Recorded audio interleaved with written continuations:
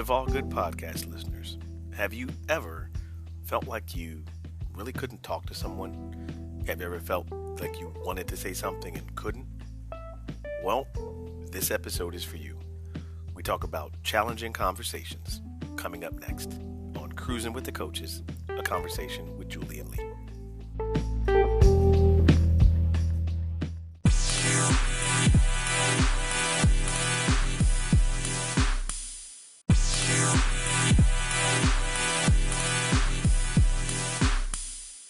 Hey folks, welcome back from that short break. This is Cruzin with the Coaches, a conversation with Julie and Lee. Here with my co-host, since I'm Lee, then my co-host must be Julie. Hello. How you doing? Good. How are you? Doing good. We are getting into those fall months now. Yeah, this is the last. This would be the last third of the year, right? Wow. Where does that go? It was just summer. What happened? Yeah. Well, all I know, the kids are back in school. That's all I know. There you go. You get to see the school buses, crossing guards, all that. Yeah. Say deuces. I'm not sure you should be so excited about that, but okay. All right. We'll go with it.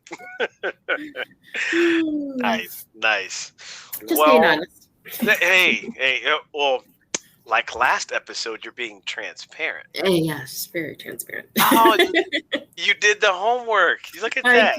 I did. Nice. Oh, man. So then, why don't you go ahead and let our audience know what we will be, what we're tackling today, what we're talking about. Well, I think it's a time, like we were just talking about, kids are going back to school, things are changing, and I think it's a time where you might find your household is having difficult conversations, whether it's trying to tell your child that they need to go to bed earlier, or schedules are changing, telling, a spouse, like, hey, we have to sit down and talk about the family calendar and what have you. So that freedom is being disrupted from the summer. Absolutely. And so, like, how do you start to have those kind of conversations with the folks who are important to you, who you guys all need to be on the same page as to how you're moving forward? Very true. Even part of those difficult conversations could also be, like you said, school's in, right? Maybe it's a new school. Maybe it's not just that it's a new year. You got kids who go from junior high to high school. Yes. You got some of your younger kids who go from kindergarten to first grade, right? Those are levels of differences that could be a big deal in their life. So or yeah, go ahead. I think we're about to say the same thing. I was like, or explaining to your child who hasn't made the JV team or hasn't made the varsity team and what those changes are going to be moving forward. Like it's just a lot of different changes that are happening.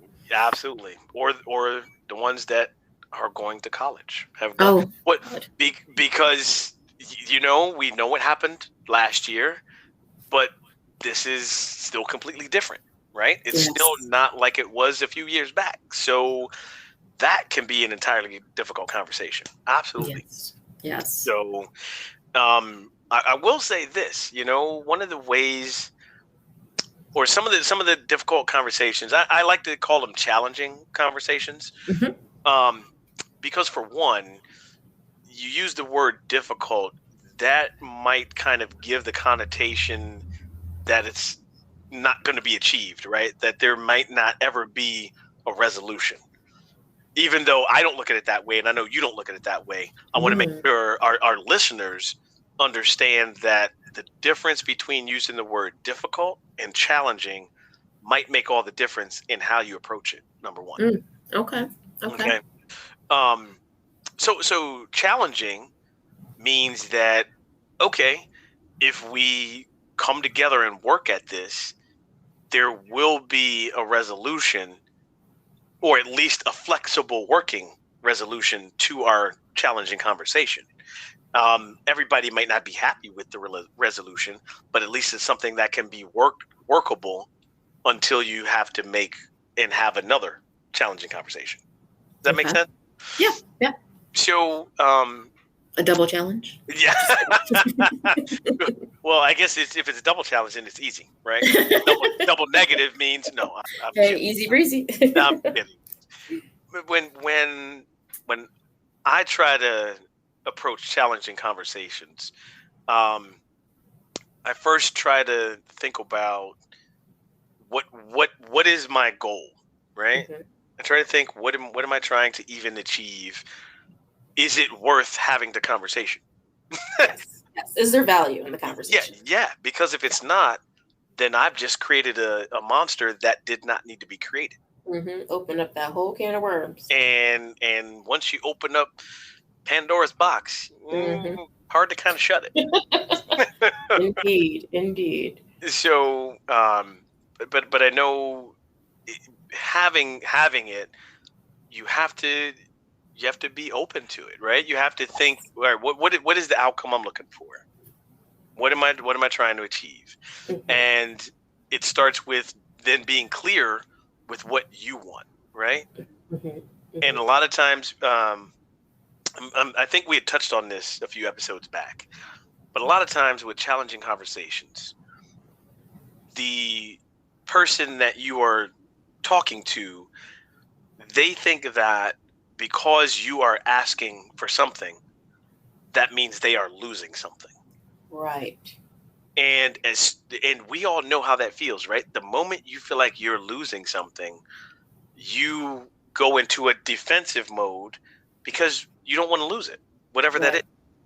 Even if it's good for you to lose it, you don't want to Right. lose Or even if you didn't even know you had it, but now it. you're realizing, wait a minute, now I'm losing something. Like what? Exactly. Exactly. Right. No one wants to be on that end. Hmm. And so I try to approach, and I have clients do the same thing. You try to approach a challenging conversation from the standpoint of, this is what I'm asking, and this is what I need you to do, and this is how we are both going to benefit. Hmm. And if that person is able to see that, then that challenging conversation becomes a whole lot easier. And they may even have it. It also gives that other person, even we're talking about, parents, kids, like you said, spouses, all of that. It gives the other person a little bit of ownership in that too. Correct. Because if you have ownership, you're probably going to be more accountable to the thing you're committing to than someone telling you, this is what I need you to do, and you're going to do it. Hmm. Yeah. Yeah. You Who know? responds well to that? You know? Yeah. Yeah. This is what you're going to do, and you're like, sure. Then when Okay. right. Then it doesn't get done, and what happens from there? Right. Right. Yeah. Yeah. What does a challenging conversation look like for you? Well, I would have to say, first of all, I think it's making sure that you're having the conversation with the person and they're ready to receive the conversation. That's the first Mm, part. mm, Because if you're going to come in, you know, guns blazing on what you want, mm, but you're not saying, or I should say, giving notice to the mm. person that you are about to have this conversation, then you're not going to be received very well, correct? I agree 100%. Yeah. So I'm all about setting atmosphere. So she's gonna light the candles and dim the I'm lights and sandwich in front of you, whatever it is that you need, whatever it is you need. But nice, no, nice. I'm really good about at least letting someone know prior to, because I don't want to catch anybody off guard. You know what I mean? Hmm. So, I mean, no, I don't send them an invite, but it is a conversation like, hey, Sure. when you have a few minutes, I'd like to talk to you about. And the other thing is, giving a little bit notice of what it is that you want to talk about, because the last thing you want them to do is sit there wondering, like, oh my What gosh, could it be? Right. What could it what be? should I talk about? What's going on? Yeah. There's nothing worse than hearing someone say, and it doesn't matter who it is, right? There's nothing worse hearing someone say, we need to talk. Yes. Oh my gosh. The four worst words ever put together. And well, we need to talk. Oh, really? Because Wow. like you said, your mind is going to race to it. You could be in a completely different space, and it's going to go all around everywhere looking at, well, wait, is it this? Is it that? And then by the time you get to that conversation, wow, like the grenade has already reached Yeah. one, you know? You're a ticking time bomb. You're just like, Oh, like, okay, what? Like, yeah. So, yeah, I always try to stay just a little bit, what I want to talk about, kind I of a think thing. that's fair. Just, Yeah, I think it's fair. And to piggyback on what you're saying about receiving, I think that's very important because, like we just said, you might be in a different space. Maybe the person you're talking to, again, could be your kid, could be a spouse, could be a coworker, whatever. You don't know what space they're in at the moment, Mhm. right? Exactly. And so if you're able to give a little heads up, hey, I want to talk about uh, this project that we're doing, right? Or hey, when you get a moment, let's talk about what it looks like for tryouts for the team, for the soccer team, basketball team, football team. At least they have a context of what you're going to say and Yeah. what you're going to talk about. Yeah. Mm-hmm. Yep. And I would have to say, before you even get to that point, know exactly what you want to talk about, because sometimes just placing that small invite, that person, and you've already said what it is, then they're ready to go right to the conversation right there and then. And then you're like, oh, okay. And, be prepared. Yeah. Because that's what I find. I find if I just mention it a little bit and say, can we talk? Then they're kind of like, well, let's just get it over right. Let's get it over with right now. Oh, okay, cool. Absolutely. Be prepared. Be prepared. Yep. It's and if you haven't worked out, like you said, what you want to say yet, then don't invite that conversation. Exactly. Because then you don't want to be caught off guard. Like, well, I wasn't ready, so how about next week? Right? Yeah. What had happened was, well, look, we can tie this into what we talked about last episode, right? If you go ahead and you're the one that opens up this conversation, but you're not ready for it, do you think the next time you want to have a conversation, they're going to trust you? Exactly. See? So yeah, think about that, right? We just got that together. Yep. I'm just, that's how we roll here. That's how. Yes, indeed. Yeah, but so those are great points. Give them a little heads up and be prepared for what you want to say. Mm-hmm. I would also like to add, with the whole challenging conversations thing, and this might sound like when people argue, right? When you have a discussion, if you will. But in your challenging conversation, stick to the facts about whatever it is you're talking about. Mm-hmm. You don't need to bring up past actions. Like let's say you tried to have this conversation before. Mm-hmm. And let's say it was not well received and the whole thing just kind of fell apart, and okay, fine, whatever. You don't need to rehash that. Mm-hmm. Because if you rehash that before you get to the part of the what you're trying to do in the way you're trying to do it, that other person is already triggered and they're already thinking about what happened from the last time. Mm-hmm. So you can't. Not you can't. It's not a good idea to rehash a challenging conversation that did not go well before. Right, because if it didn't go well before, why would you want to revisit that conversation? Mm-hmm. Let's start new. And it puts you in a whole different space that you talked about, the person being able to receive it, right? Mm-hmm. Yep. I'm going to guess that there's going to be a wall that gets put up if you rehash the failed conversation from before. Yep, exactly. Yeah. So not a good look. Not a good look. Not at all. Mm-mm. Mm-mm. So I don't know. You cool with taking a break, and then when we come back from break, diving into maybe some tips and tools to have these challenging conversations? Sure, absolutely. Okay. All right, folks. Hang tight. Digest all of that. Right. Start thinking about maybe. Oh, yeah, I would like to talk to this person about this. Start thinking about that, and when we come back from the break, we will dive a little further into actually how you have a challenging conversation. Hang tight. We'll be right back.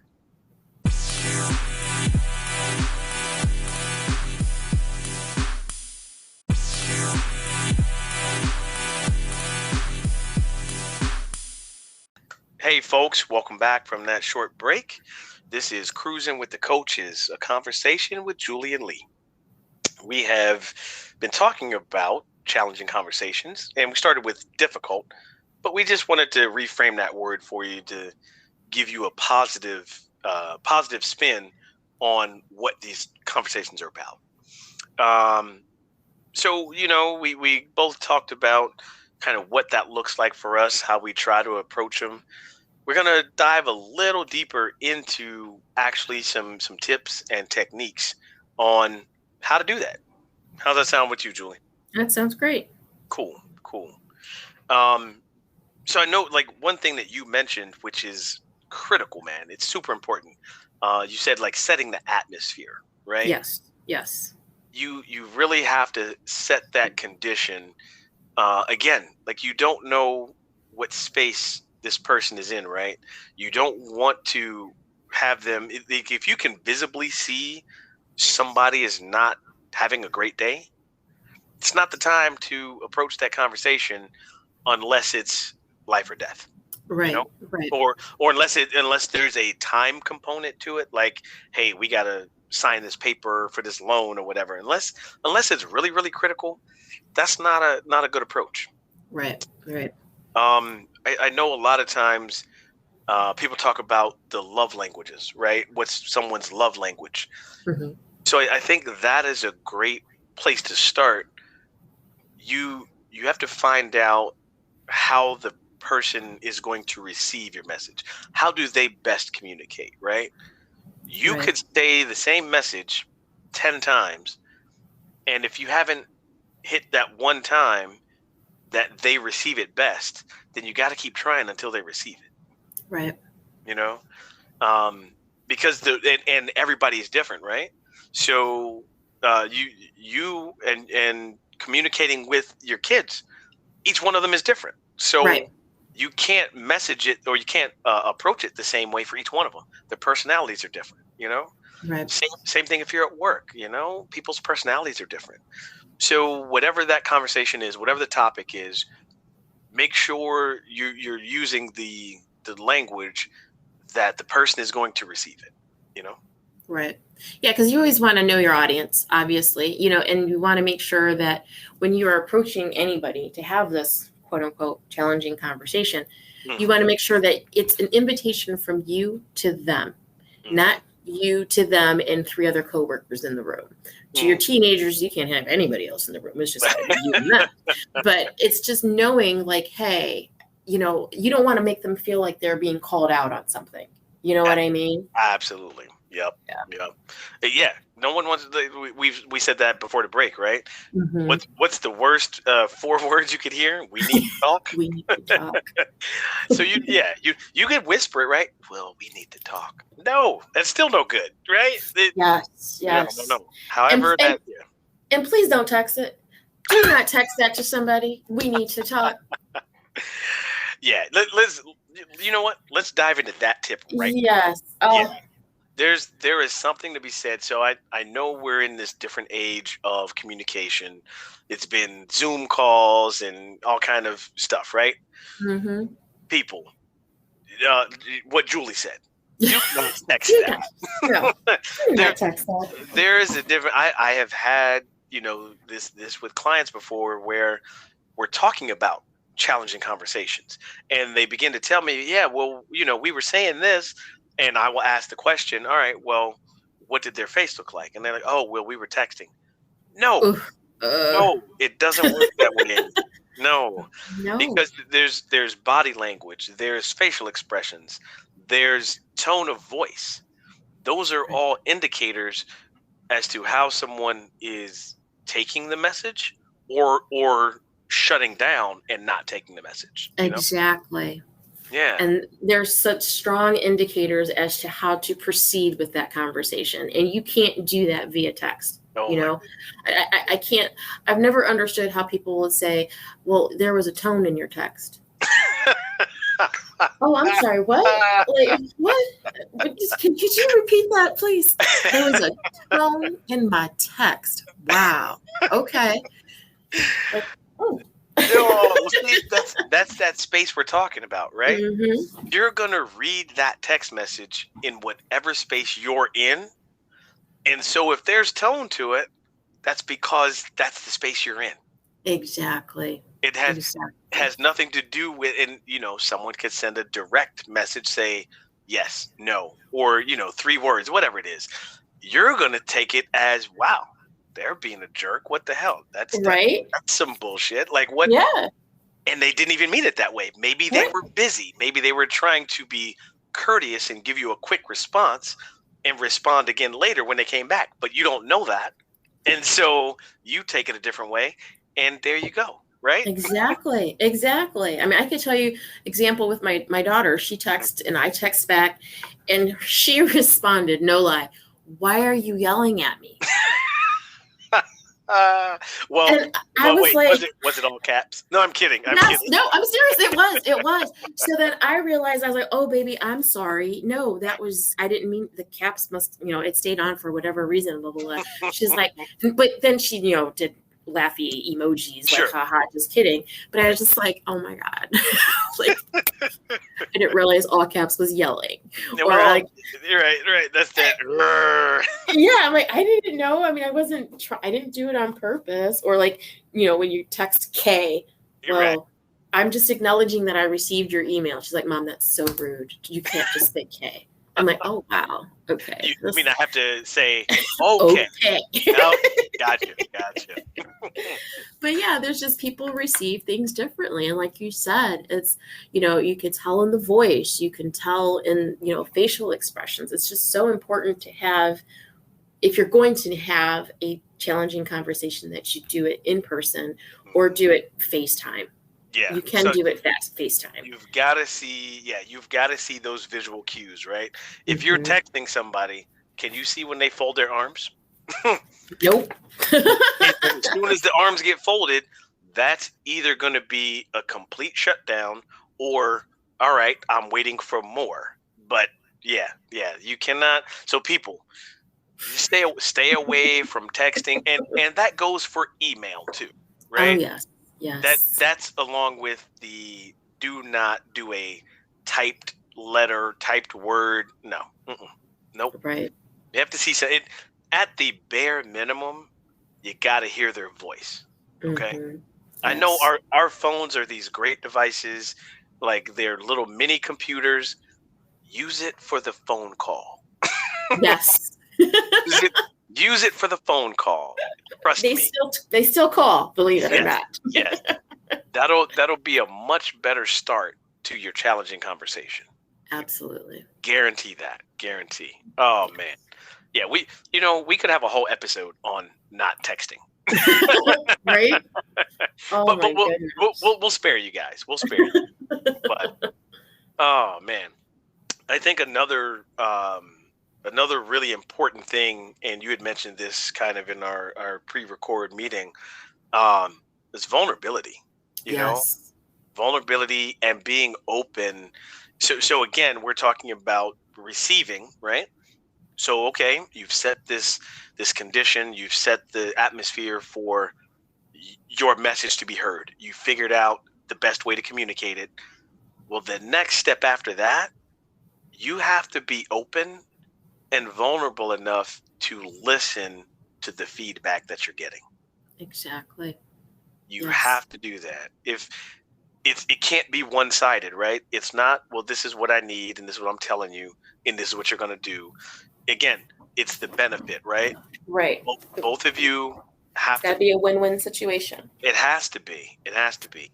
And you have to be open to hearing, okay, I hear what you're saying and I can do this.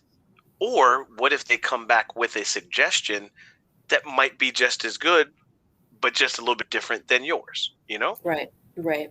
So the other piece is being open to hearing what changes they might throw back at you too. Absolutely. Yes. Absolutely. Yes.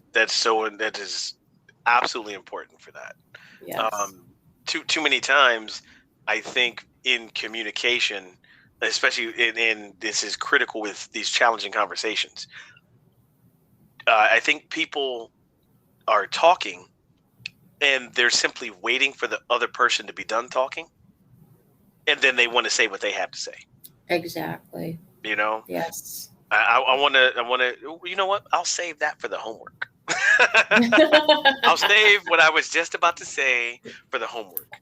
But Yes. yeah, you don't want to you want to do active listening, right? Exactly. Yeah, Exactly.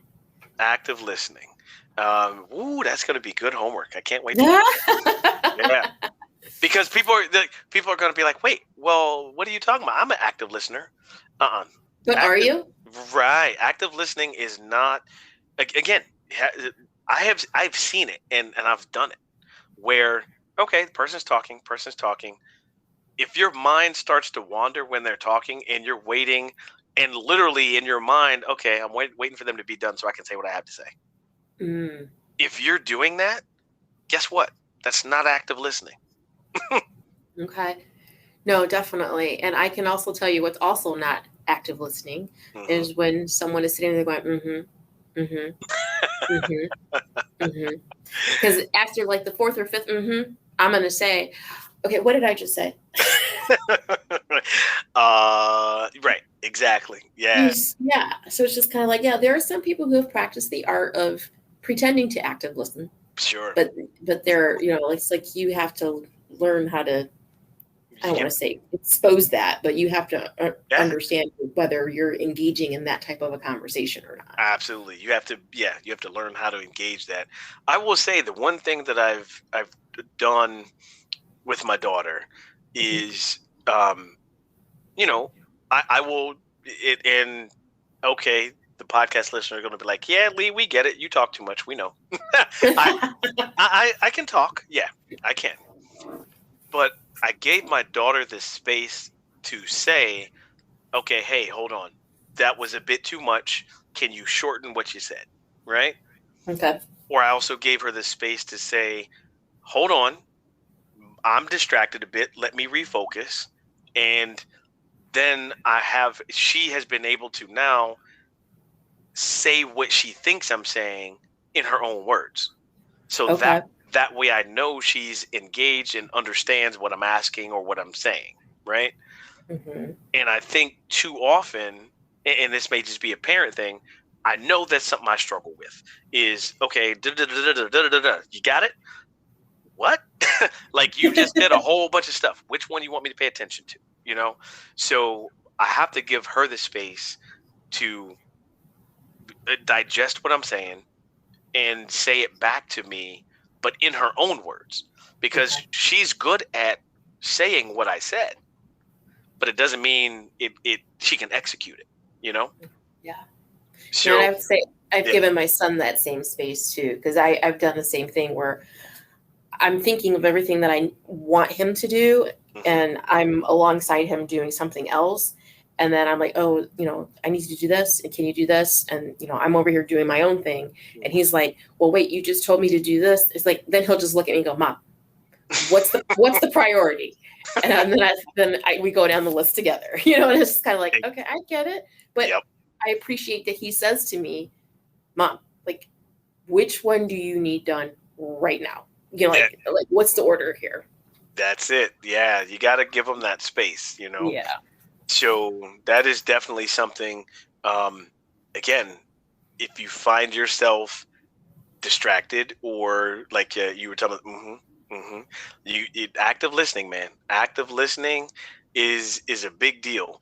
The best tip that I can give for active listening is literally what we just talked about. Repeat what that other person is asking in your own words, Right. say that back to them, and that way, number one, they know you're listening. Number two, you're gonna actually act on it because you understand what they're asking about. You know, Yeah. nothing wrong with that. Nothing wrong with that. That also ties into the being vulnerable. It's okay to ask someone for clarification. Yes. That does not make you uh, dumb or stupid. You are trying to understand, right? Right. Right. So yeah, I think that's the next point, right? Is it more important? So in challenging conversations, is it more important to be right, or is it more important to be understood? Wow. Yeah, Yes. yeah. Yep. I'll say that again.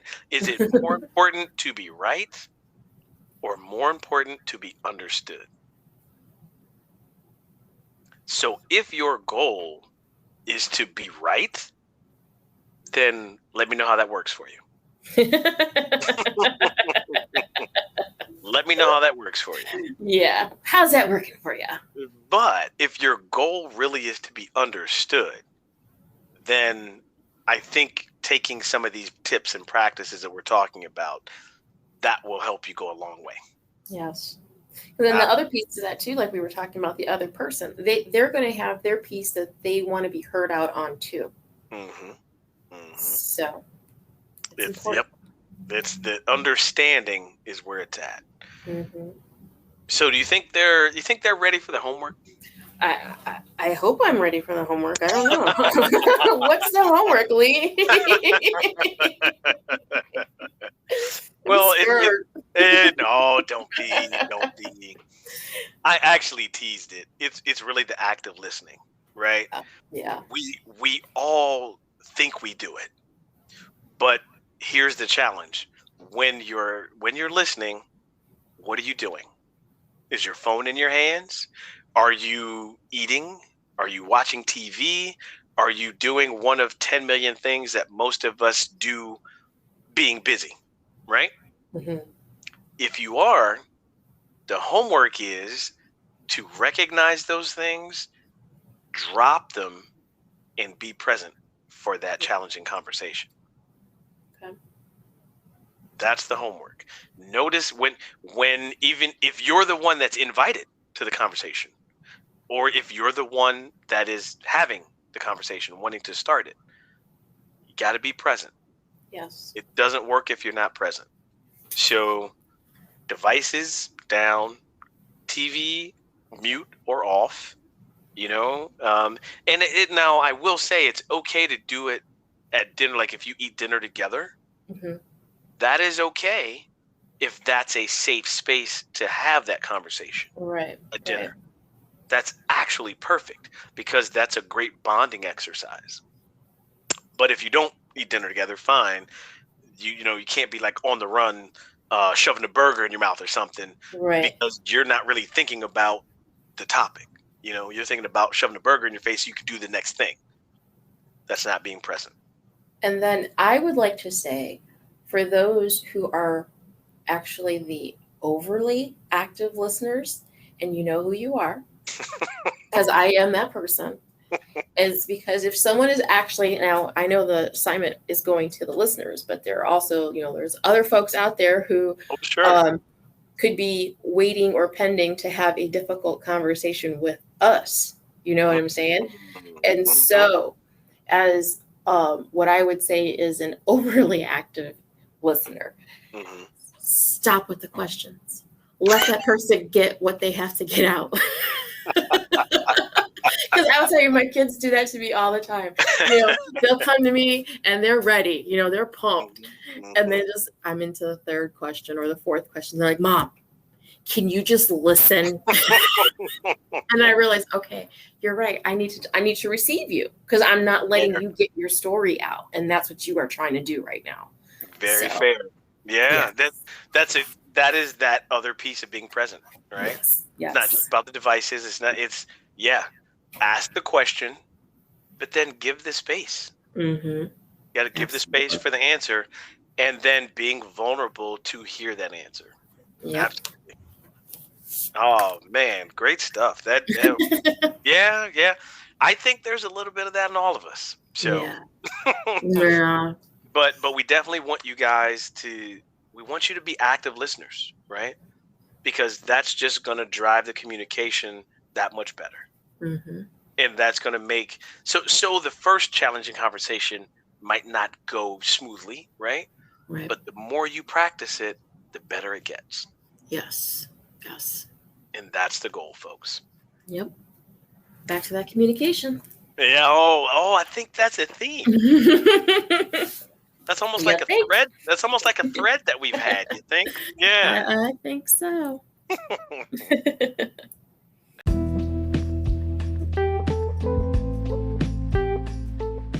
All right, you guys. Hey, man, it has been another great episode. We thoroughly appreciate you guys listening. We appreciate the time that you spend with us. We appreciate spending time with you. It's been another episode of Cruising with the Coaches, a conversation with Julie and Lee. You can find us on, I say this every episode, so yeah, we're going to repeat it, but you can find it on Spotify, Apple, Google. You can go to liveallgood.com, go to the podcast page. It's part of the Live All Good podcast family. Man, Julie, where does the time go, man? I know, went too fast. The end of the year. Yeah. Insane. Yeah. But all right, you guys, we appreciate it. And until next time, we'd love to hear from you, and we'll talk to you again. Yeah. Thanks for listening.